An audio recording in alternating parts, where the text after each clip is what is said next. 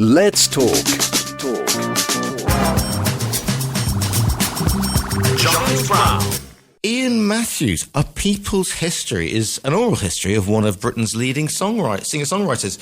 One of the founding members of folk rock pioneers Fairport Convention, Ian left the band in '69 to form a career in music that now spans almost 60 years. He's been there, he's done that, he's got the T-shirt, he's fretted the chord or whatever, and I would like to say that Ian now joins me live on the line from his luxurious pad somewhere in the hills over Hollywood. You know, a margarita in one hand, a blonde in the other, and looking at the swimming pool. Ian, good morning to you. Good morning. Not quite as glamorous as the hills of Hollywood. I'm actually in Brighton. Well, that's London by sea, Ian. I mean, you can, overlook. Are you Brighton or actually are you Hove actually? I'm in Brighton. Right. Yes. Okay, because that's the whole thing. Now, for those who don't, 60 years. To paraphrase something that was once written, who knows where the time goes? It's a lie. It's a lie. I started last week. How did it all start, Ian? And what was your sort of, who were your influences in music then to get you into this game? Yeah, I started out. Well, at the time, I was 15, 16 years old. I was an apprentice sign writer and working indoors in a signwriting shop in Lincolnshire. And we had the radio on all day long. I was going to say Radio 1, but there was no Radio 1. It's just the BBC in 1964, 65. Yeah. And they played pop music most of the day. So my early influences were basically whatever was on the radio at that particular time. I mean, before that, I grew up. I grew up listening to whatever my mother played, whatever she had, and she was kind of a big Jim Reeves fan, and but she also used to listen to a lot of black gospel a cappella groups, right? And so that was a pretty early influence on me as well. So what did you get? But the Burke Wilden songbook. I mean, when did you decide you wanted to pick up and have a thrash around? I mean, did you take lessons? I mean, did you listen to sort of American imports? I mean, how did you learn your style? How did you learn to play?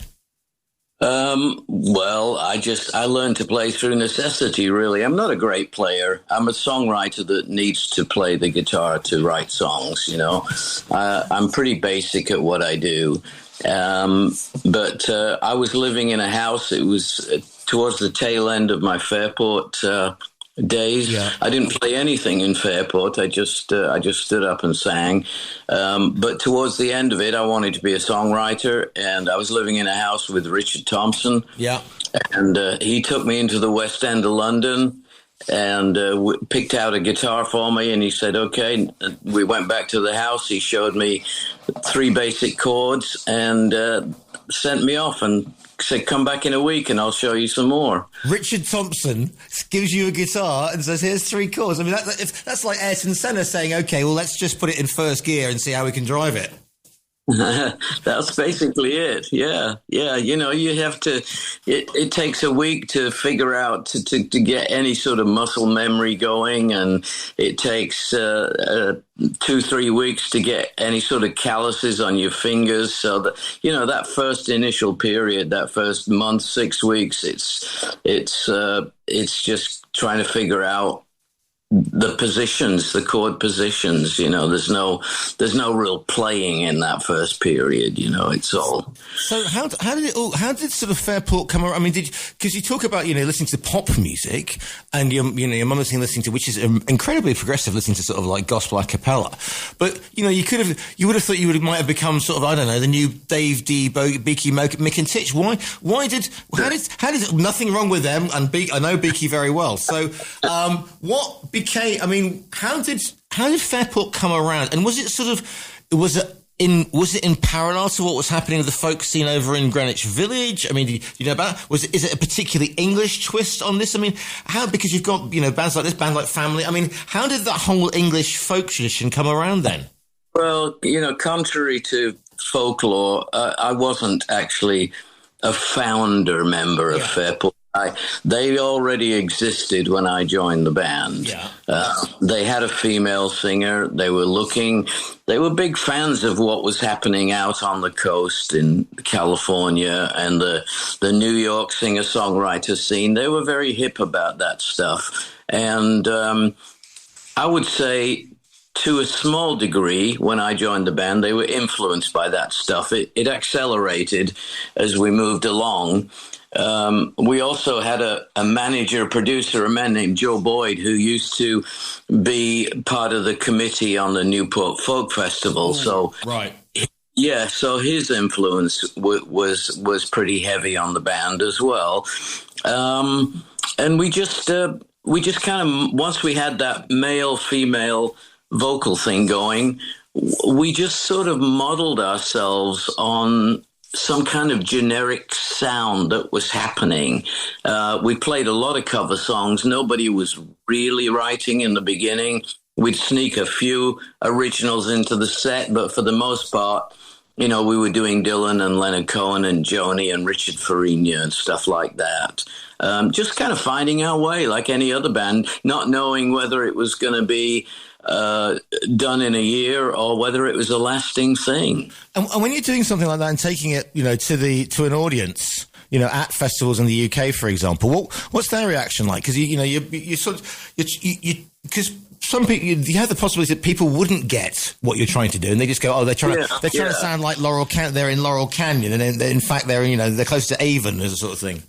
I think a lot of people did believe we were an American band. I mean, we had that sort of casual, semi-hippie approach to being on stage. We didn't really present ourselves to any great degree.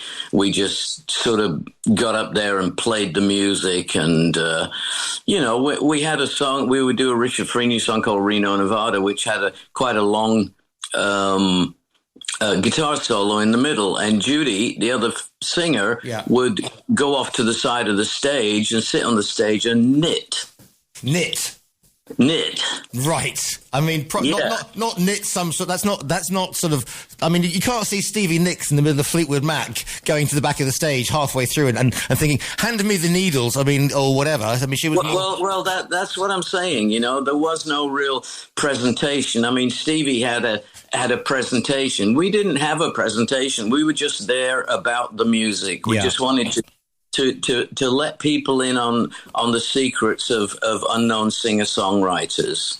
What was the scene like then? Because bands are having to go on tour now because of the streaming services mean that you can't get the money from albums that you would before, because people used to get, kids asking parents used to go out and buy stuff. And so now touring is, it's got an awful lot more expensive for normal people, and I class myself like that very, very roughly, to go and see a band, because it's all coming in 150, 100 and festivals are very, very expensive, and people want a show because they've paid that much. What was and it's all very corporate. What was the scene like when you were, those early days when you're doing festivals, you're doing gigs? I mean, was there a lot of sort of interplay between the bands?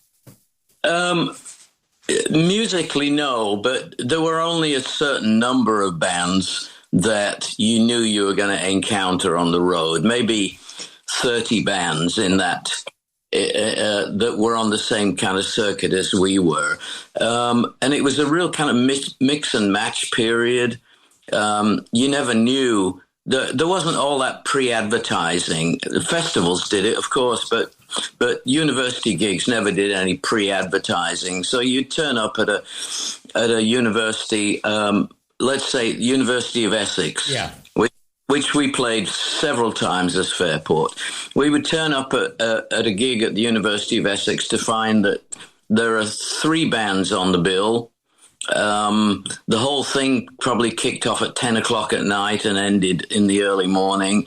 3 bands on the bill. Opening act was, headliner was Family. Yeah. You remember Family? Yeah. We were the middle act, and the opening act was this new band from Sheffield called Joe Cocker and the Grease Band. Yeah, I mean that kind of thing happened all the time. We did a lot of gigs with the original Fleetwood Mac. We did a lot of gigs with Yes, Pink Floyd, and because of Joe's influence, we do a lot of shows opening for touring American acts. You know, particularly the folk acts, Leonard Cohen and Joni. I remember once we opened for Moby Grape.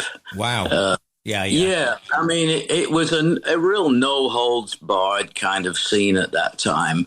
Everybody was exploring. Everybody was on the road to find out what was there and what they liked. And it must be really difficult, though, opening for a Joni Mitchell or a Leonard Cohen, because people have come to see those two sort of, you know, not at the same time, but do you know what I mean? I mean, they are, you know, it's great to be on the same bill as an opening act, but you get like 20 minutes, 30 minutes tops, because they don't want, you know, because otherwise the audience, I mean, not saying that Leonard Cohen start, you know, doing what he did at Monsters Rock and starting throwing bottles of you know what at you, but it's still, is it great fun, but at the same time, you know, you've only got a certain time?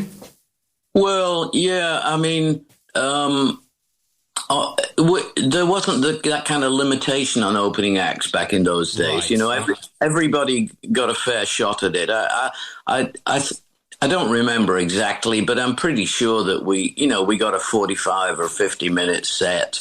And most of these shows that we would play with the touring acts were at like places like the Queen Elizabeth Hall and stuff like that. So, you know, we didn't play clubs or universities with the touring acts. And festivals, of course, we play festivals with them too. We played the very first Isle of Wight festival with the Jefferson Airplane. And ooh, that must have been interesting. Yeah, we played at 5 o'clock in the morning. I remember we used to do this Leonard Cohen song called Suzanne. Yeah. And I remember I used to sing with my eyes closed a lot. And we did a long version of Suzanne, a 10 or 11-minute version. I remember closing my eyes to start to sing the song, and I opened them at the end of the song. And when I closed my eyes, it was dark. When I opened my eyes, it was daylight. That kind of stuff, yeah, you know. What was the because you tried to go your own way. I mean, did you just want to write more? I mean, because Fairport, I used to love, because I'm a sort of a rock fan, a heavy rock fan, and they used to do these great family trees of you know, who was playing with what, and Richie Blackmore was here, and there was a bass player from there, went from Tull to Uriah Heep. I mean, Fairport also there was also seemed to be there was quite a bit of motion, wasn't there, within Fairport? You know, singers. There was. Yeah. At a certain point, there was a lot of branching off and doing other things. That was after I'd left the band. Yeah. You know, I left the band. They had that awful road accident where people died. And at that point, things began to fracture a little bit. And Ashley, the bass player, went off and started Steel Eye Span. And then Sandy went off and started Fotheringay, and so it was late 68, early 69 before any of that stuff really happened. But yeah, there's a lot of stuff came out of that initial Fairport convention. So when you go off on your own like this, did you? I mean, how did you find it easy? Was it a sense of relief because you could go off and write your own stuff? Because like I said, I mean, just running through. I mean, one of your songs, I think, but you called it "I Survived the '70s" or something along those lines. So, I mean, did you find that people, because you can try and do your own path, or you can try and be trendy and popular. I mean, what was your? It's never easy starting something new, because you have to. There's always that initiation period where people either take to it or they don't take to it. And you just, it was easier back then because it was a less crowded playing field. Right. So people were far more open to new and different things. You know, when I started Matthew's Southern Comfort, it was a whole different sound to what anybody else was doing on the kind of circuit that we were on. Nobody was using a pedal steel guitar. So initially, there was a curiosity factor took hold, and ultimately people embraced it. But I got lucky. It could have easily gone the other way, and nobody was interested. And then what? Then you either give up or you find a different direction to go in. Yeah, during that 70s period, of course, I mean, that's you go down so that, you get the Eagles, Neil Young, all that sort of sound, which you're doing sort of with Matthew Southern Comfort, but with a twist, aren't you? Because now, I'm thinking, Copperhead Road, all that sort of, and the way that sort of what country music has been embraced by or that style of music has been embraced by the mainstream in a way that it wouldn't have been 40 years ago. I was trying to meld folk music and country music. I was trying to bring singer-songwriter / folk music tunes to a more country sound. Yeah. So I wasn't, it was a real hybrid that I was doing, and I think that added to the curiosity factor as well. I don't know. You never know why people embrace things and why they don't. I believe in destiny. There's a certain point that you're in at a certain time, and when those things align and people are in line with it, it happens. And if it doesn't align, tough shit. Yeah, I mean, but you could, well, that should be a T-shirt. But I'm just thinking, because you could say that, folk music is poor man's protest singing, and the blues is the poor black man's experience, and country is the poor man's white experience. So the whole thing sort of goes in a circle, and it all points, they're not distinct genres. There's some crossover, isn't there? Yeah, it's all music. It's all music. It's all personal taste. It's all experimentation, and it's all stepping stones. I mean, whatever I've done throughout my career has been a stepping stone to the next thing. You just try stuff. Well, not everybody does it that way. Some people find a groove and they stay in that groove, and that's what they do. Love it or leave it. I've never believed that. I've always kind of found something that I like, something that I thought I could do. I try it, I do it, I'm happy with it, and I move on and try and find something else that I can do. In the sort of the 90s, the late 80s, early 90s, when, all of us of a certain age started getting into our 50s and whatever, and you had the reunions and the getting togethers and the whole thing and reinventing it. Clapton comes back in, and, Plant and Page come back together. Did you find that a difficult period? I mean, did you think, well, I've never really gone away, to be honest with you chaps? I just did my own thing. I looked at what was going on. Wasn't particularly in, the 80s was a typical period for me. I just wasn't that interested in very much during the 80s.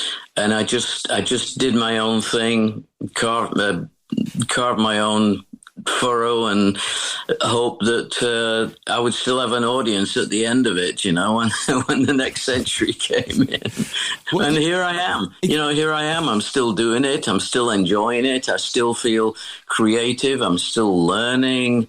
I still, fortunately, have my voice. Yeah. Yeah. I mean, is there an end in sight? Probably, but I can't find it yet. What's it like when you go out there then and you see people? I mean, what's the connection? Because I always talk about connection when you play live, because that's the most important thing between an artist and the audience. If you can't connect to an audience, you've lost them and they're gone. I mean, do you have... Yeah. I've learned to... I talk to my audience. I treat them like old friends. I don't... there's no barrier there. There's no me and them. It's all about us. And I just try and draw them in, and it usually works. I try and get them to talk to me.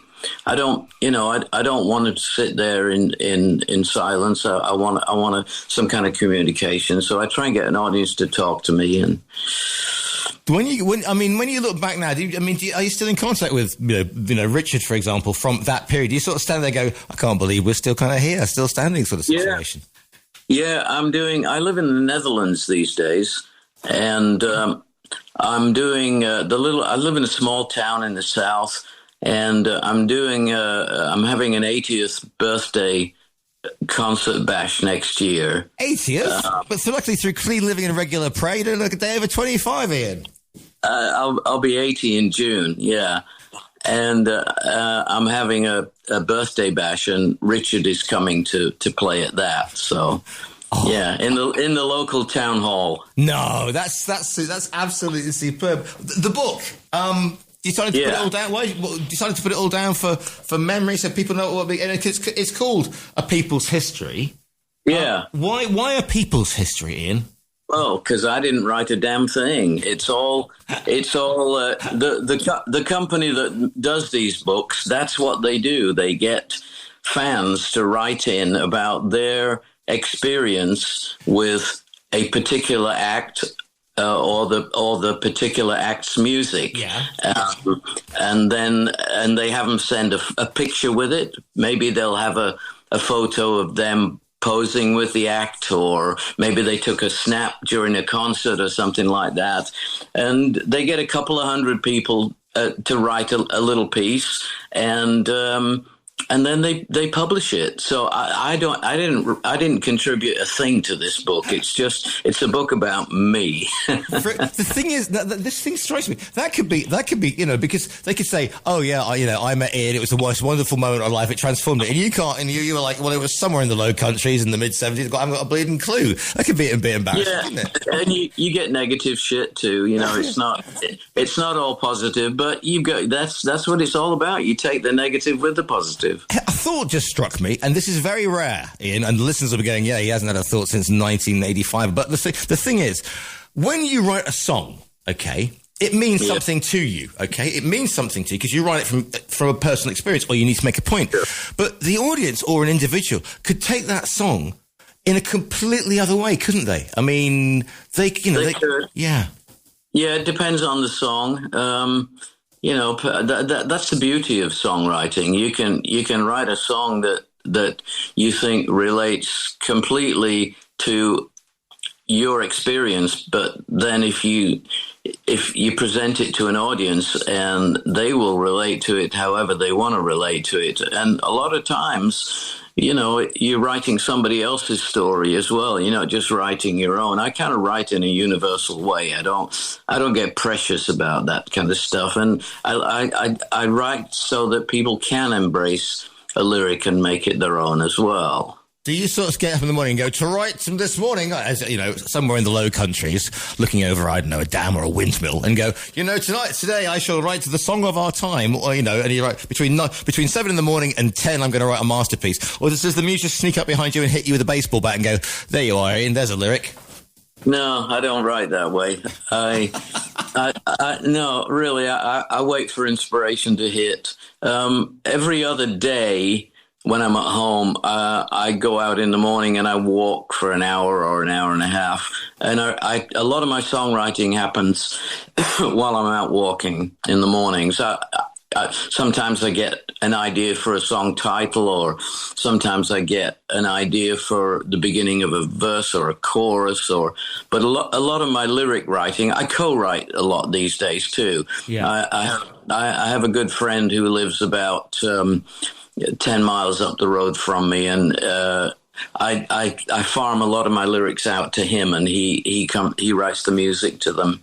Do you take a dictaphone, or do you call it on your device? Because, a number of times people, think that's going to be a great idea, or that's a great riff, or and then you get back and you think, what the hell was that? Do you carry something that you can sort of go dump into? I just take my phone with me. Yeah. And if I get an idea, I stop and put it in my notes and stuff like that. Fabulous. If people want to find out more information, do you do social media? Do you do a web? Where can people find where you're playing? A lot of Facebook. Ian Matthews Music on Facebook. I have a website. Again, it's ianmatthews.nl, so it's a Dutch website. Wonderful. I don't go there a lot to the website. It's more my Facebook interaction with people. Well, listen, it's been wonderful. Thank you for spending the time to talk to us this morning. The book, which Ian, people talking about Ian, is called Ian Matthews, The People History, and you can order that via our own virtual bookstore. But go to ianmatthews.nl and you can find, or go to his websites, yeah? All right, mate. That's perfect. Ian Matthews, It's been an absolute pleasure to speak to you this morning. Likewise. Thank you for doing it.